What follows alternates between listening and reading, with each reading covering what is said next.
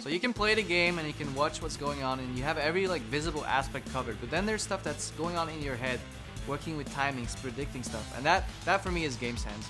The best example is when you know somebody's in a bush, but you had like no tells. There was like no way to know. You don't have vision in the bush, you don't have vision behind it. You just like know that somebody's there because your spidey sense, your game sense tells you. It's like deja vu, basically. When I see a scenario, I'm like, I've been here before. I know what to do this time.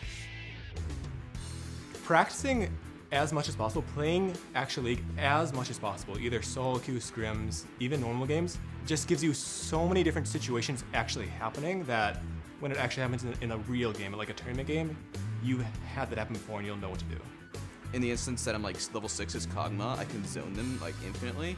And if they start playing aggressive at all, you know their jungler's there to help them because they can't do anything otherwise.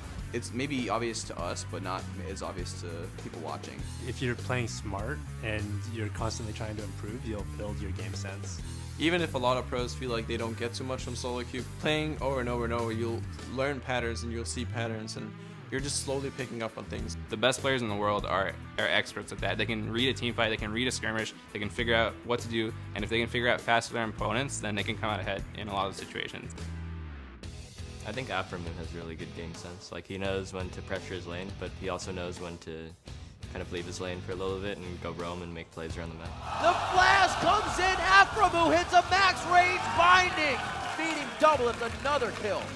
Our bottom lane CLG, we get ganked all the time, so usually that's my responsibility to know when everything's gonna happen. I could probably ask Meteos at any point in the game where the jungler is, and he'll give a huge like jungle timer and where the enemy jungler is off just one question.